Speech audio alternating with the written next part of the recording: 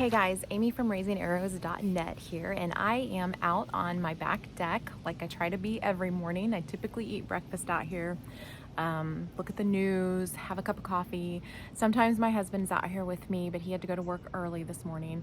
Sometimes I have little kids who join me out here, but they're not awake yet, shockingly. And so I come out here, and this is kind of the place where I start my day.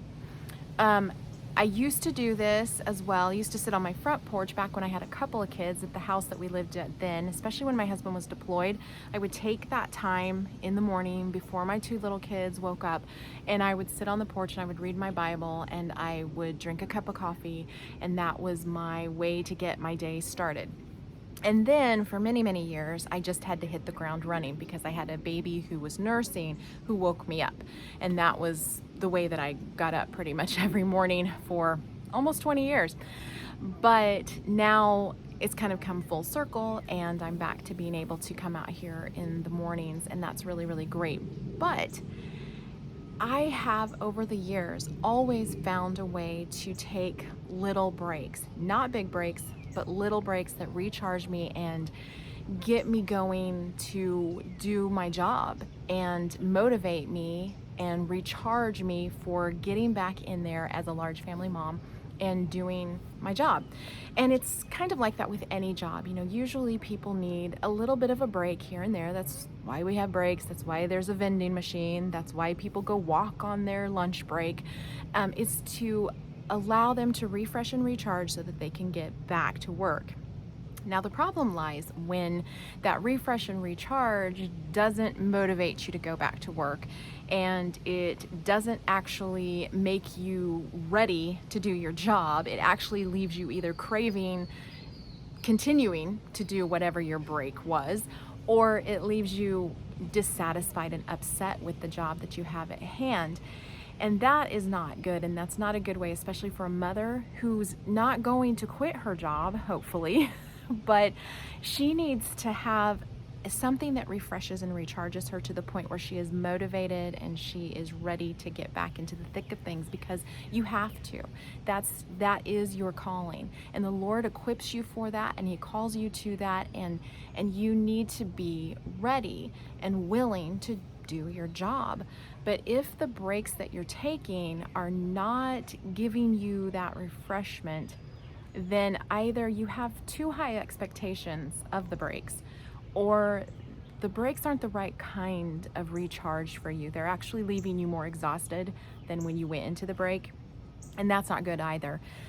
For instance, if you decide that your break is going to be decluttering something, and that's going to be the thing that recharges you, it might, but it also might leave you with a big mess where you have to continue to do that chore, and it's not really that refreshing for you anymore.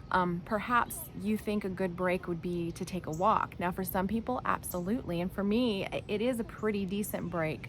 But if you come back and you need to take a nap after you have taken a walk because maybe you're just not at a place in your life where that's a good idea, then you're not really taking a refresher, recharger kind of thing. That needs to be in its own little separate category as exercise, not as a break. So for me, when I had nursing babies, that was actually my break, taking the time to go into my bedroom. I tried to go into my bedroom as much as possible to nurse the babies.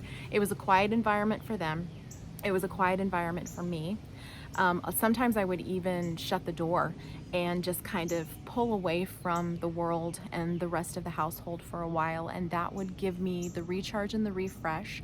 And a lot of times I could get the baby down for a nap. It also kept the baby from being distracted by everything around them, and it was just a nice break for both of us. But it didn't leave me feeling like I was just gonna stay in the bedroom. I was ready and motivated to get back out there to the rest of the other kids. But that nursing break, that was also my break. And then, like right now, with mostly older kids, my baby is 4, I will often take a lunch break, and I will go up to my bedroom and I will watch something or I'll read something and I'll eat my lunch and just take a break that way, because I've been homeschooling all morning. Things have been pretty hectic. You know, I've got 7 kids who are homeschooling right now.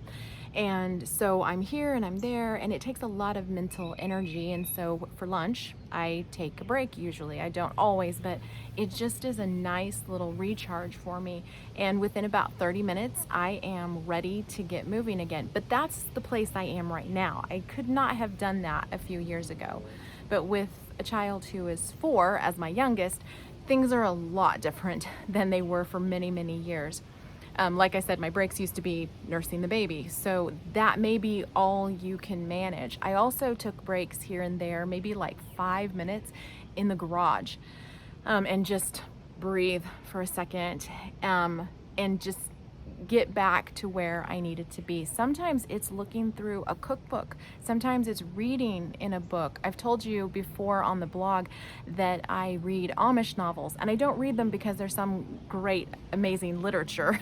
I read them because they are inspiring, and often they inspire me to get back to work. So as a large family mom, it is really good to have these little built-in breaks throughout the day, especially if you are an introverted mom who kind of gets a little overwhelmed easily.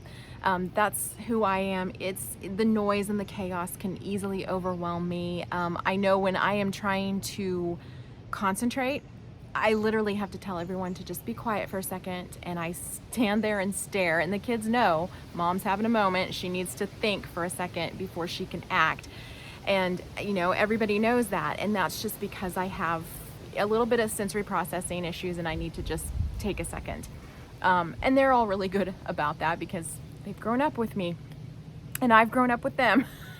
So, but as a large family mom, no matter whether you're an introvert or an extrovert, it's a lot of people in your house, and it's a lot of noise, and it's a lot of chaos, and it's a lot going on. So it is good to have these little built-in breaks here and there that help you to recharge and get back to work. And you want to make sure that those breaks are not uber long, leaving you wanting more. You want to make sure that they do actually prepare you and motivate you to come back to work. And you want to make sure that they are the kinds of breaks you can take with the circumstances you currently have. Obviously, not everybody's going to go take a spa day when you have 7 kids at home. You need to make sure that those breaks make sense. So for me, it's a deck that in the morning is fairly quiet and calm, and I can come out here and I can drink my coffee and I can sit on the deck and I can look at the leaves on the trees and the birds. I have a bird feeder up. I'm getting ready to add a wind chime that has a real deep chime to it because that's what I like. And there's a hummingbird feeder. There's a creek in my backyard. And so all of those things make for a very peaceful environment for me where I can breathe deep and then I can go back inside and do the job that I need to do as a mother. And so that is what I want to encourage you to figure out, what kind of large family mom break you can take that's not going to take away from your kids, but is going to recharge you and refresh you in those in-between times when you have just a little bit of margin and you want to take a breather. Find those things and do them and enjoy them, and then get back to work. If you are looking for more large family homeschool mom tips and tactics for homemaking and homeschooling a larger than average family, you've come to the right place. So hit the subscribe button and join me here on my YouTube channel and also at raisingarrows.net for all kinds of large family homeschooling and homemaking. Have a great day.